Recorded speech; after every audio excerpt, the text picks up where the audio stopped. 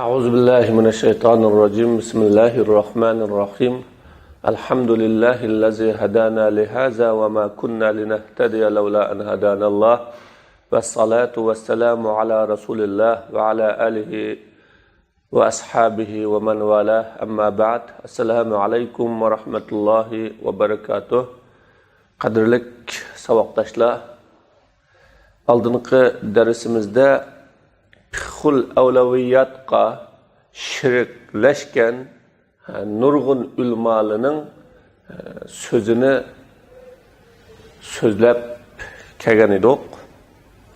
Demak, bu fiqhul avlaviyat ummatga yetakchilik qiladigan, yo'l boshlaydigan har bir ulmoda bo'lishga tegishlik va yetilishga tegishlik muhim bo'lgan tushuncha va fiqhlarning birisi bo'lib, agar bu avlaviyat fiqhisi yetilishmasa, u kishining yetakchilik qilish iqtidorida yetersizlik ko'riladiganligi haqida biz darsimizda so'zlagan. Bugungi darsimiz İbn Taymiya ve fiqhul avlaviyat degan haqda bo'ladi. ومن أئمة الهدى الذين كان لهم قدم راسخة في فقه الأولويات وفقه الموازنات شيخ الإسلام ابن تيمية ومدى على دربه تلميذه المحقق الإمام ابن القيم رحمهم الله. فقه الأولويات فقه الموازنات مزمut qadamlari bo'lgan hidayet imamlarından Şeyhul İslam İbn Taymiya rahimahullahu ba. Bu Hicriye 728 yılı alemden ötken. İbn Taymiya'nın yolunda onun muhakkik şagirdi İmam İbnül Kayyim rahimahullahu mağdı. Bu kişi mu Hicriye 751 yılı dünyadan ötken. Allah bu iş kılışka rahmet kılsın. Mana bu ustaz, şagirt bulgan hidayet imamları, ümmetinin bayrakdarları, Müslümanlığa mul miras kaldırgan bu ustazlığımı evleviyat fiqhisi, muvazanat fiqhisi de mustahkem kademi beydi. Bula bu sahadımı yetişken ve bu sahadımı bula ümmetke çoğun mirasını kaldırgan. وَقَدْ نَقَلْتُ فِي كِتَابِ أَوْلَوِيَّاتِ الْحَرَكَةِ الْإِسْلَامِيَّةِ فَصْلَيْنِ مِنْ كِتَابَاتِ شَيْخِ الْإِسْلَامِ يُمَثِّلَانِ فِقْهَهُ وَفِكْرَهُ فِي هَذَا الْمَجَالِ جعلتهما ملحقين في آخر الكتاب. Men İslam hareketideki avval qilishga tegishli ishlar nomli kitabımda Şeyhul İslam'ның yazmalaridan 2 bölümni naql qildim. Bu 2 bölüm Şeyhul İslam'ның bu sahadagi, avlaviyat sahadagi tushunchasi va ideyasini ko'rsatib beradi.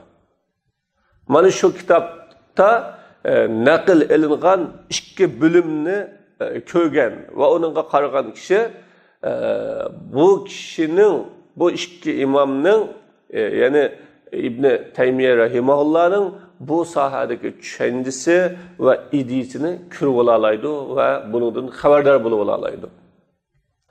Men bu 2 bölümni kitapning oxirisiga qo'shim chiqib qo'ydim. Yani en ahırsta İbn Taymiya rahimahullah'ın sözüdün üzünde dep elip onu şu kitapka çaplap koydum. وَلِلشَّيْخِ فِي كُتُبِهِ وَرَسَائِلِهِ وَفَاتَوَى وَمَوَاقِفِهِ الْكَثِيرُ الطَّيِّبُ مِمَّا يَحْسُنُ الْاِسْتِشْهَادُ بِهِ فَيُقَنِّعُ وَيَشْبَعُ لِاتِّصَالِهِ بِمَنَابِعِ الْهُدَى الْإِلَهِ وَالْهَدْيِ النَّبَوِيِّ. Şeyh'nin kitapları risaleleri, fatva ve meydallarida uni delil qilish yaxshi bo'ladigan, yaxshi, güzel, nurg'un so'zlar bor. O kishi u so'zlarida qanoat qildiradi, odamni qandira oladi. Chunki o söz ilahi hidayet manbalari va payg'ambar alayhisolatu vasallamning ish izlariga bog'langan bo'lg'achqa, o kishining so'zidan odam qanoat hosil qiladi va uning so'zidan odam qanidi. Ya'ni bu so'zga to'g'riligi, haqligi va adam qanidi. Shunda bir güzel, yaxshi bir söz. Demek bu şeyhning kitob, risail, fatva her bir maydonlarida dalil qilsa qilg'ili bo'g'udek fiqhul avlaviyat tushunchasi bor va uning bilan to'shib ketgan bu mazmun, bu fiqh o kishining kitoblarini umumatan o'z ichiga olgan. Walakinni aktafi huna bizikri namuzajayn min kalami hazal imam fafihima ma yakfi ve yughni inşaallah. Lekin men bu yerda bu imamning so'zidan ikki namunani bayon qilish bilan to'xtayman, shuningga kifoyalanaman. U ikkisida yetarlik, kifoya qilguday dalillar bor, Allah xolisa. Bu ikkisiga qarablam bu odamlarning so'zida avlaviyat tushunchasining qanchalik borligini bilib olg'ili bo'ladi.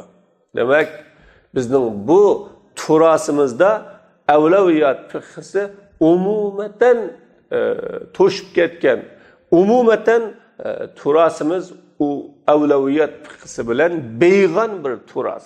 Shuning uchun bu qarg'ulacha agishish, qarg'ulacha dorab menishdan avlaviyat tushunchasi uchun muvozanat tushunchasi. Muvozanat bo'lish uchun shu shaydagi maslaha, mafsada, maslahatning rojihmi, mafsada rojihmi, buni bilish hammamizga muhim. Mana bu ikki namunaning birisi ixtilofu fadlil amal bi ixtilafid durub. Bu ikki namunaning birisi bu. Amalning fazilati sharoitning o'xshamosligi bilan o'zgaraydi.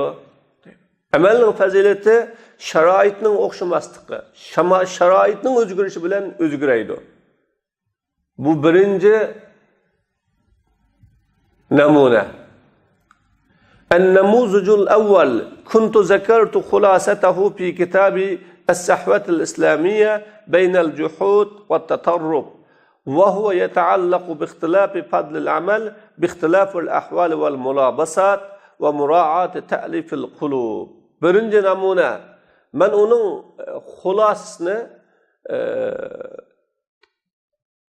juhud bilan tatarruf, ya'ni inkorchilik bilan radikallik orasidagi islom uyg'unishi nomli kitobimda so'zlagan. Bu xulosa namuna amalning fazilatining, ahvollarning, munosabatlarning o'zgarishi va almishishi bilan amalning fazilatining o'zgarib turishiga aloqador va qalblarni ko'ndirishga, rioya qilishga aloqador. Bu birinchi namuna.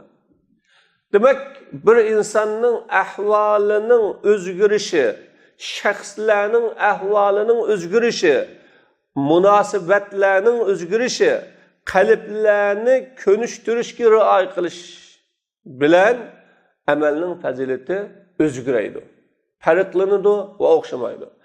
Bir insonga fazilatlik bo'lgan amal yana bir insonga o fazilat bo'lmagan amal bo'ladi. Bir munosabatda ya bir zamonda ya bir davrda ya bir sharoitda fazilatlik bo'lgan amal yeni bir davri, yeni bir sharoitda shu amalning o'zi fazilatlik bo'lmaydi.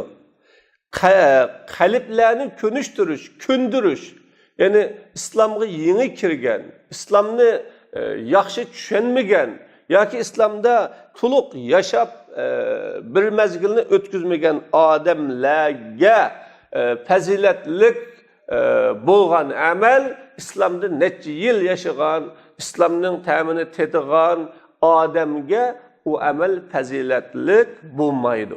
Mana bu sharoit ahvolining o'zgarishi bilan amalning fazilatini o'zgarib turdi. Bu nimaga munosabatlik desa, fiqhul avlaviyatga munosabatlik. İbn Taymiye rahimahullah tadqiqot, munozira ilib borgandan keyin munda deydi. Fal amalul vahidu yakunu fi'luhu mustahabban tara.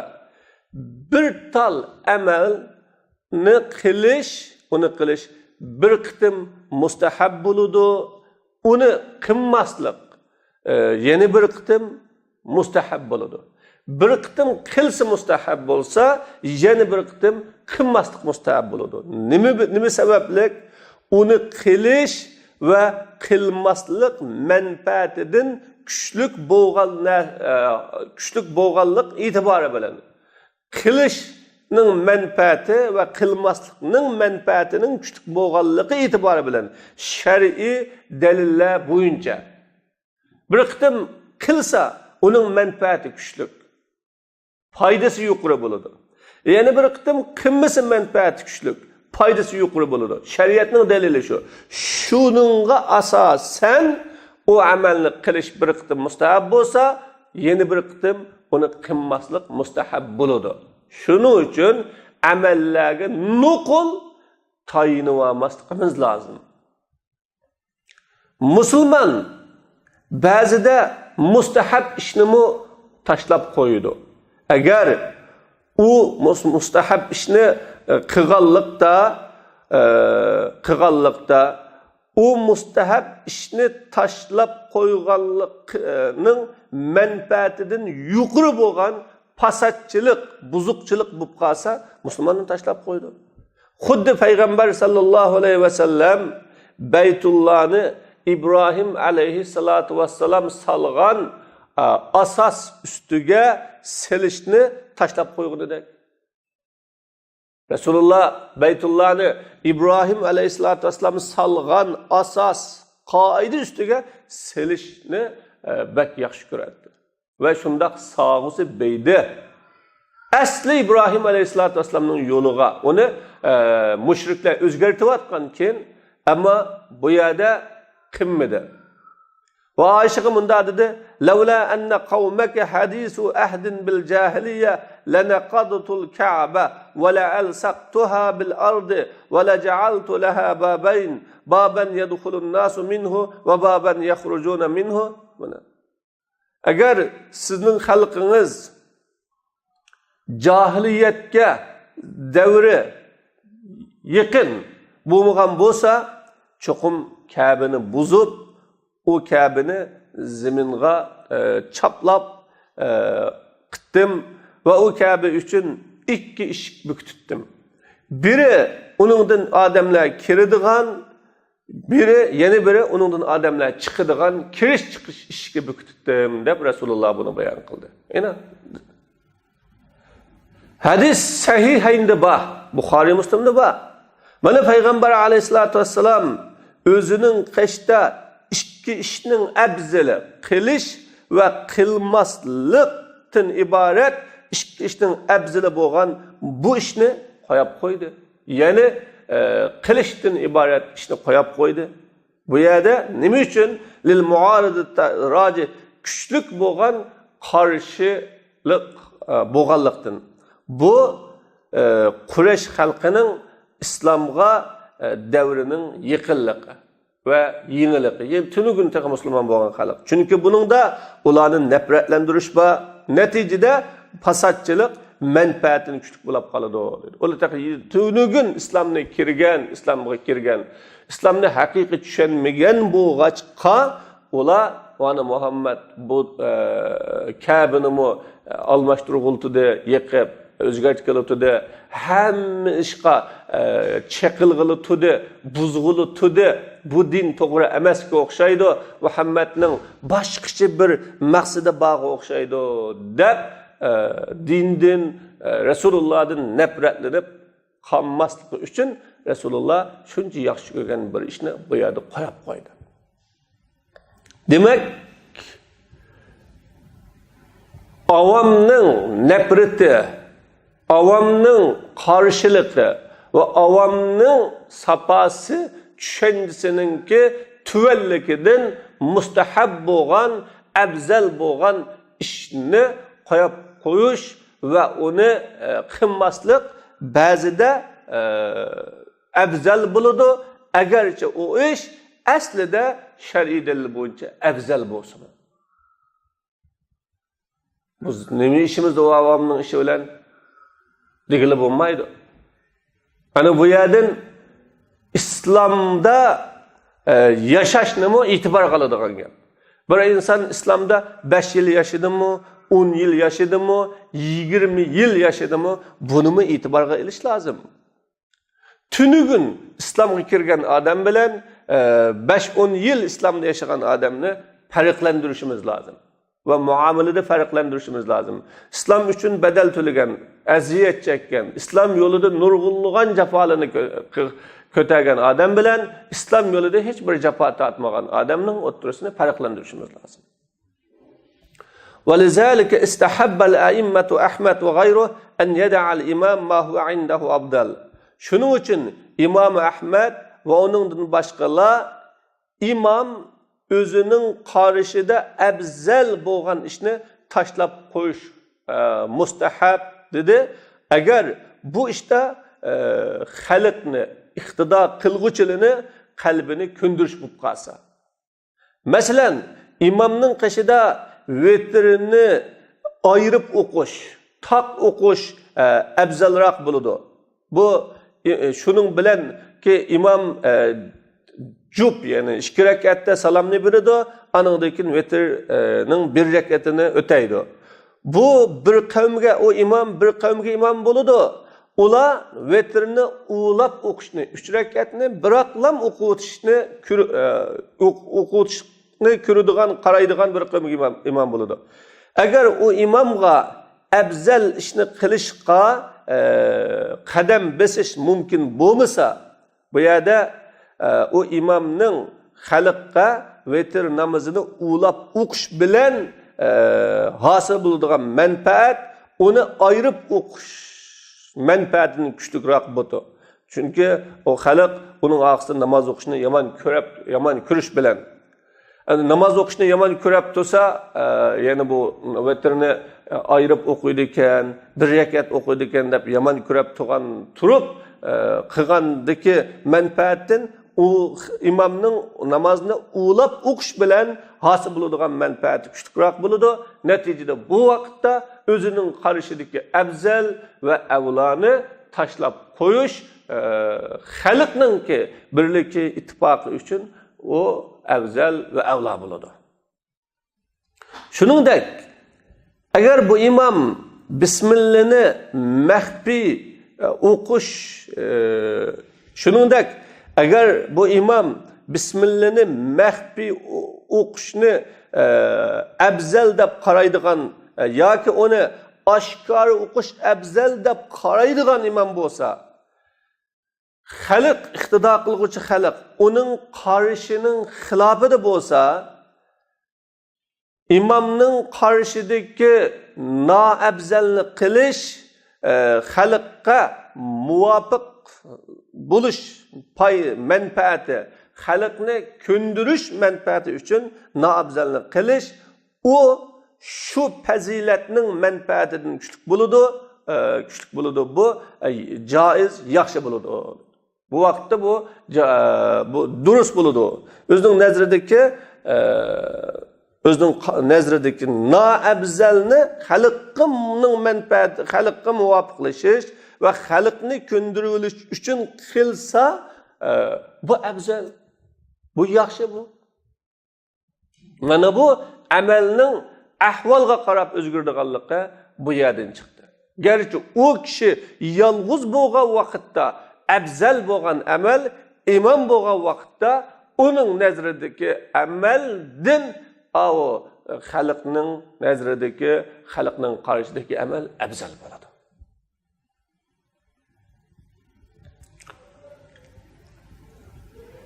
Shuningdek, agar imom afzalning xilofini qilsa, sunnatni bayon qilish, uni o'rgatish uchun sunnatni bilmaydigan, o'qimaydigan kishilarga afzalning xilofini qilsa, bu yaxshi. Yana shu xalqqa bildiray, xalqqa uqtiray deb afzalning xilofini qilsa, xalqning birligini saqlab qilish va xalqningki manfaatini, ittifoqlik manfaatini o'ylash uchun qilsa, bu yaxshi. Masalan, istiftoh, subhanakallahumma oshkora deydigan, ya a'uzu billahni oshkora deydigan, ya bismillahni oshkora deydigan imomga o'xshash. Bu insonlarga buni qilish, ya'ni subhanalloh, subhanakani, ya a'uzuni, ya bismillahni qilish namozda yo'lga qo'yilgan yaxshi ish ekanligini bildirish uchun oshkora o'qisa, bu yaxshi. Xuddi sahih hadisda keldi, Umar ibn Xattob radhiyallohu anhu istiftohni oshkora o'qidi.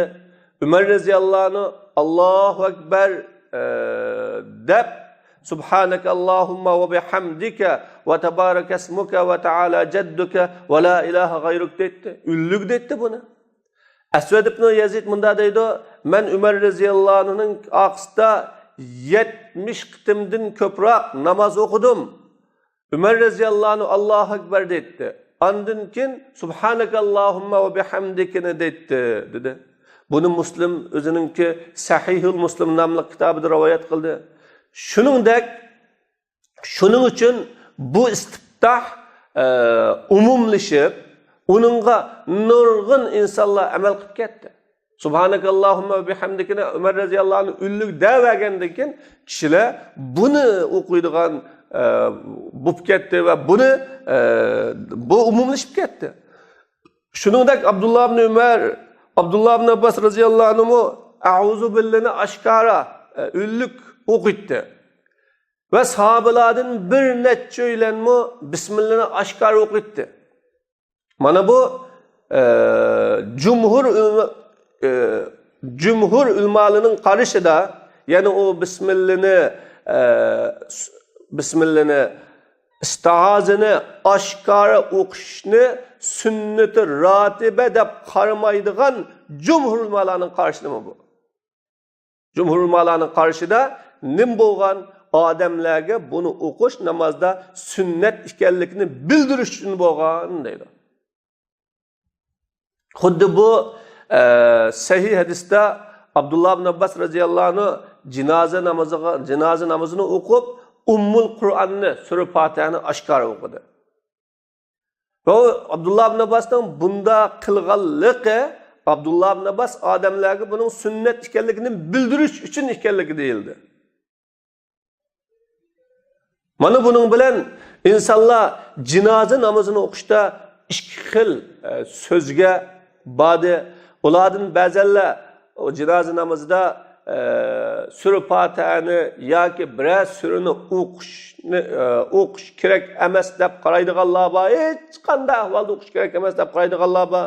Buni nurg'un salaflar deganidek, bu Imom Abu Hanifa, Imom Malikning mazhabi. Ulardan ba'zilar jinoza namozida suratul Fatihani o'qishni sunnat deb qaraydiganlar bor.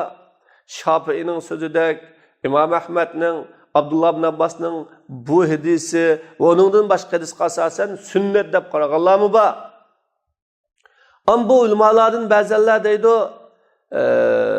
jinoza namozida qiroat qilish vojib, namozga o'xshash, chunki u namoz deganlarmi bor.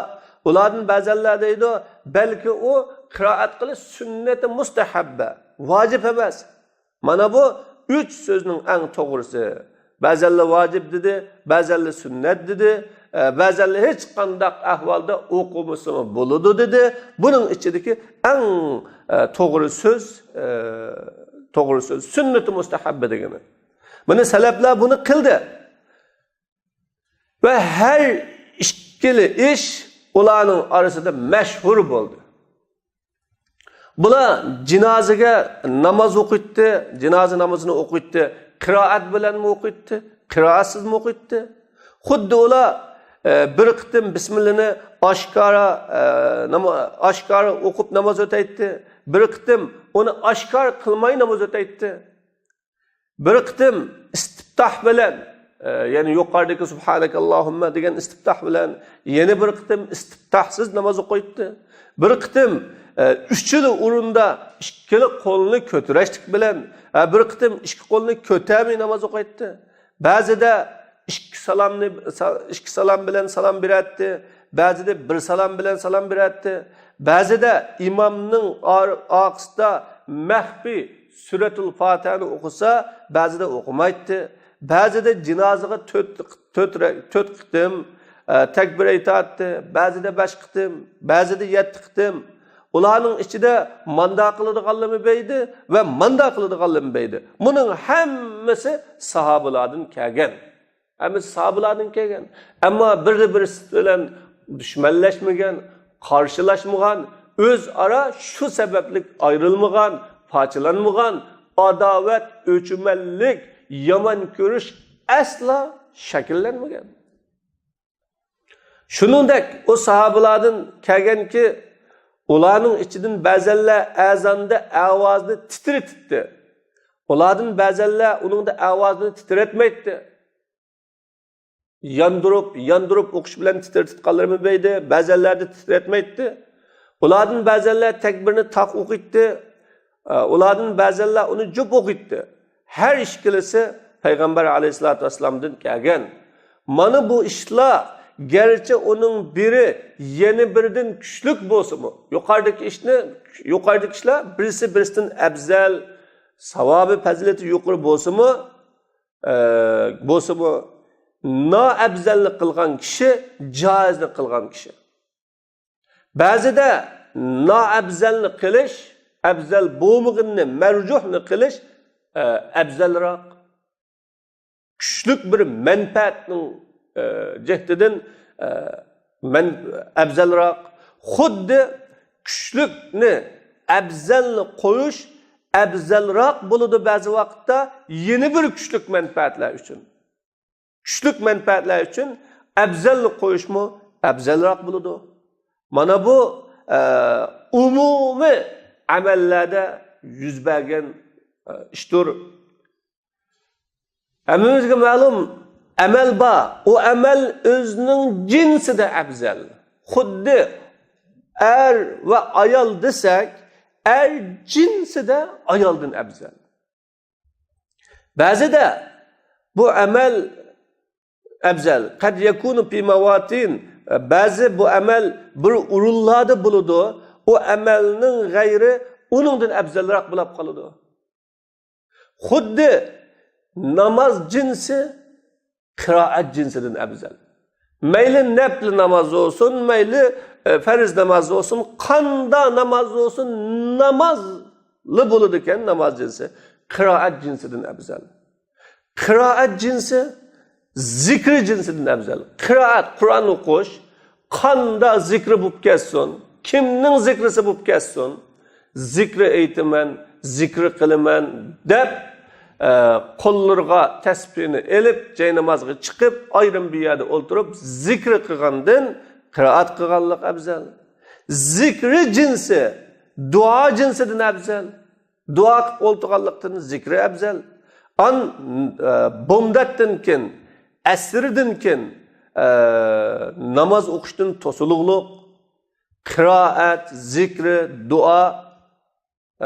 duo afzalroq. O namazdan şu vaktlarda mana bunda buludu. Namaz kıraattin ebzel boğallığı üçün bumdat namazı asr namazıdan kin tosalması buladı. O vakitte namaz okuş makruh, kıraat, zikir, dua bu ebzel. Şuningdek ruku, sucudda, ruku bilan secdelida kıraattin tosuludu, zikri bu çağda kıraattin ebzel. Asli zikridin kıraat ebzel. Unda bo'lgandan ruku bilan sucudda zikridin kıraat ebzel bo'lganligi uchun kıraat kılınsı bulmamdı dese, ya o vakti o kıraatin tosuludu. Zikri eytimiz, Subhanallah deyimiz. Dua namazın ahiriste teşahhüddinkin ebzel zikridin. Asli zikri duadan ebzel boğallığı üçün teşahhüddinkin namazın ahiriste dua kılmay zikri kılsak buladı. Ama zikri kılmay dua kılımız. Rabbana atina deyimiz ve başka dualarını kılımız. Bazı faziletlik bulmuğan amel abzalrak buludu muayyen bir şahsının ahvalı boyunca. O şahs abzalrak amelden aciz boğallık için. O abzal amel bulsun mu onu kılanmıgan boğaçka o kişiye nispeten o kılanmıgan amel abzal bulmaydı. Başka bir amel onun nispeten abzal buludu. Ya ki o kişinin muhabbeti, rıgbeti, ehmiyeti, menfaatlenişi naabzal amel bilen cıkrak boğallık için, köprak boğallık için abzal bu amel o kişinin hakkı da abzalrak buludu. Şu kişinin hakkı da. Gerçi abzal bulmagan amel bolsa mu ama o adam şunu bek yaxşı gördükken. Şu amelge bek kızıqıdı. Şu amel bilen bek şugullangan ve şu amelge bek ehmiyet bergen boğaçqa bu amel aşı kişinin hakkı da abzal. Çünkü o adam şu amelini kılıp köngendikin. Bu yerde o amelinin abzal buluşu lima yaktarinu bihi min mazid ilmihi ve hubbihi. Çünkü bu amelge o kişinin köp amel kılganlığı, o kişinin o amelini yaxşı görüşü, o amelge irade bağlıganlığı, o kişinin o amelden menfaatlengenliği bağlangan boğaçqa, o kişinin nazarında o amel abzal. Xuddi bir kesel arzu kılgan darı bilen menfaatlenidu. O kesel arzu kılmaydıgan darı bilen menfaatlenmegen menfaatlenalaydı. Gerçi şunun cinsi abzal bolsa mu? Endi bir keselni özü yep köngen, adetlengen bir darı var. O darı ameliyette arzu kılmaydıgan darıdan tesiri aciz, menfaati tüven. Lekin o kişi şunun bilen özünü davalap kelgen, kontrol qilib kelgen. Bu vaqtda o kişiye nispeten, o keselge nispeten o özü kontrol qilib keselini kelgen o dara onun nazarida abzal. O darani yigilik emasdi deyilmaydi bu yerda. Mana bu babdan zikri bazı insanlarga bazı vaqtlarda qiraatdan yaxshi bo'ldi. Qiraat qilish ularning ba'zisiga ba'zi vaqtlarda namozdan yaxshi. Buning va shuning o'xshagan ishlar. Nima uchun? Likamali intifaihi bihi. O kishi o amal bilan mukammal manfaatlanadiganlik uchun. Bu o amalning o'z jinsida afzal bo'lganligi uchun emas, o odam o amal bilan to'liq manfaatlanadiganlik uchun.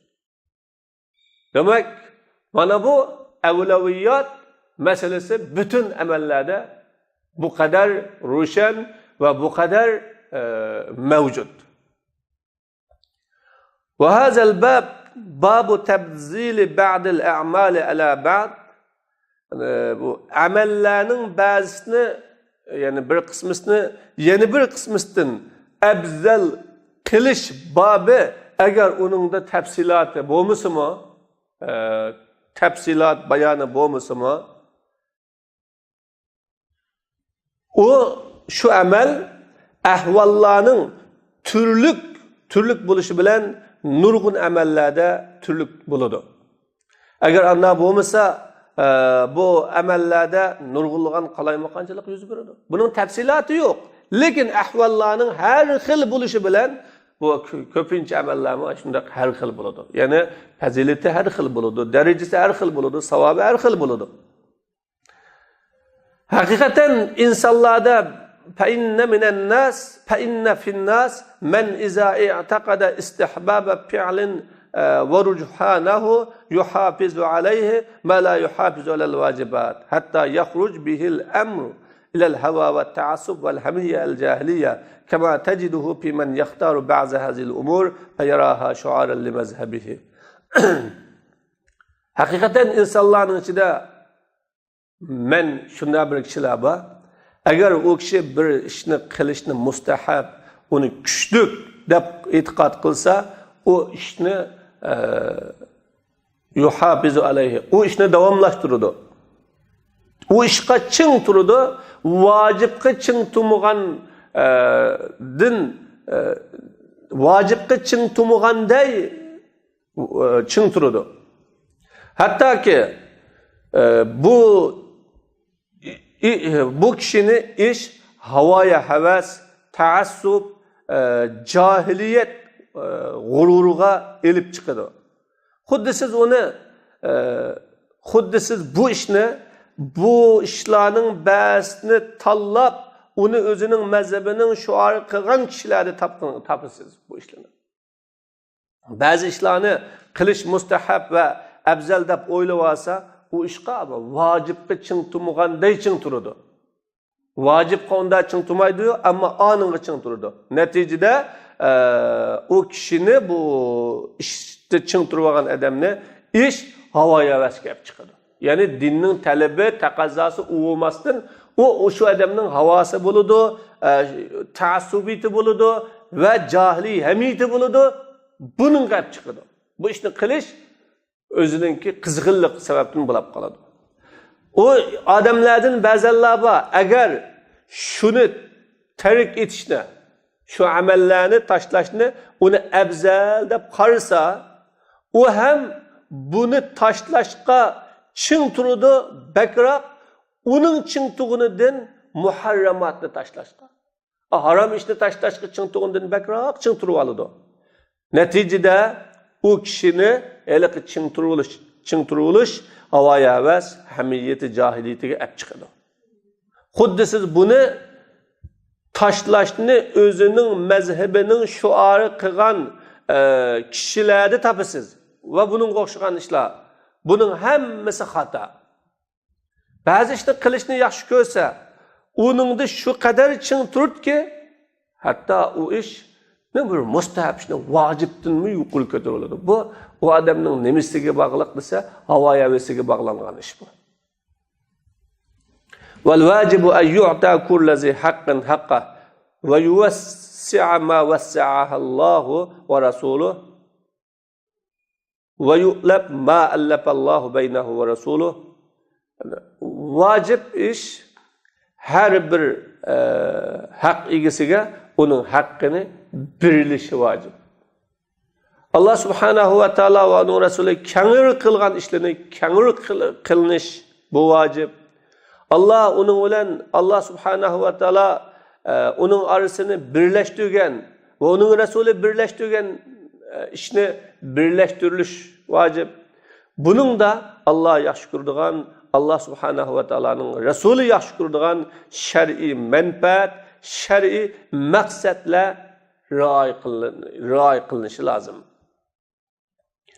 Ve sözünün en yaxşısı Allah'ın sözü, yolunun en yaxşısı Muhammed Aleyhisselam'ın yolu işgallik bölünüşü lazım. Aslı vacib. Ve Allah subhanahu wa ta'ala peygamberimni dünyaya rahmet kılıp evetkenliki, Allah onu dünyanın ve ahiretinin beksaadeti bilen evetti. Her bir işte işledin. Bunu biliş lazım.